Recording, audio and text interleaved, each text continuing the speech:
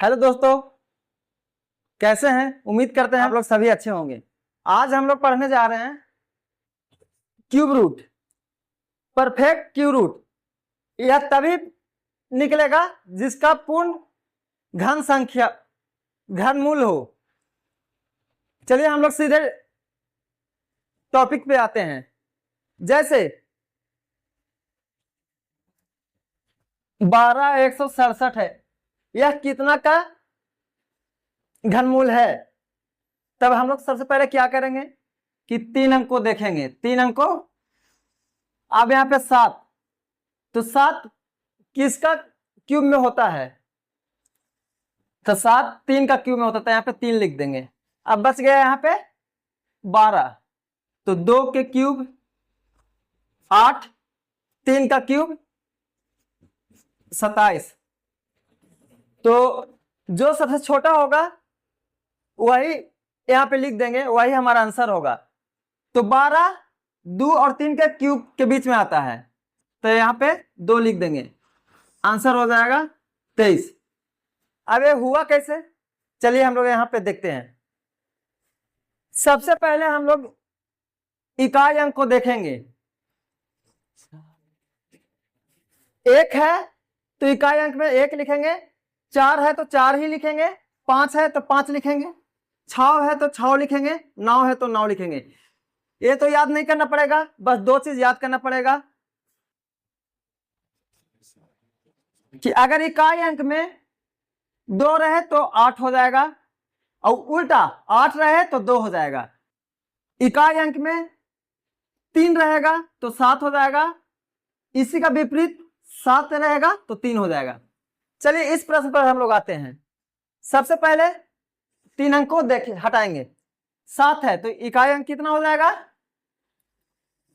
3। अब 79 21 के क्यूब के बीच में आता है, तो 3 का क्यूब होता है 27, और 4 का क्यूब होता है 64, और 5 का क्यूब होता है 125। 3 का क्यूब होता है 64, 5 का क्यूब होता है 125।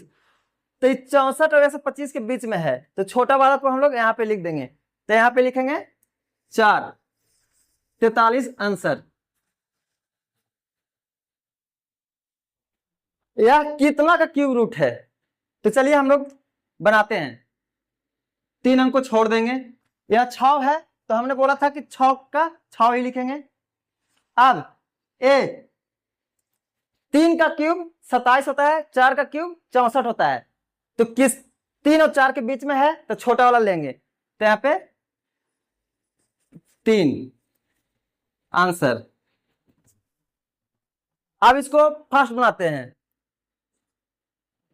3 अंक छोड़ देंगे।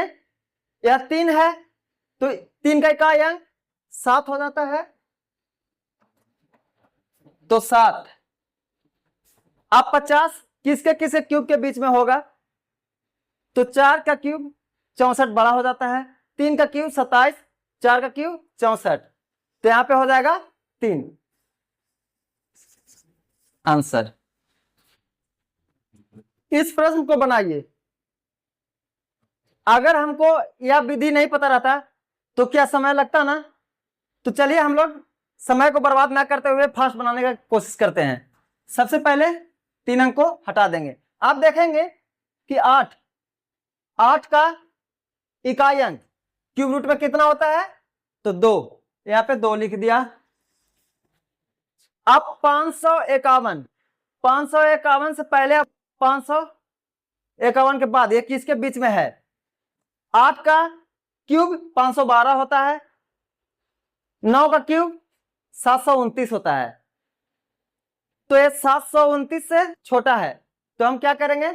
8 का लेंगे, तो 82 माइनस, यहां देखेंगे यह 4, तो 4 का इकाई अंक 4 ही होता है, तो 4 लिख देंगे।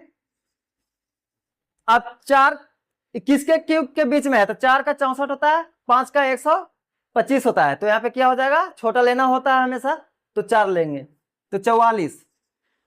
आप घटाएंगे, 12 में से 4 जाएगा 8, 7 में से 4 जाएगा 3, मतलब इसका आंसर 38 आया।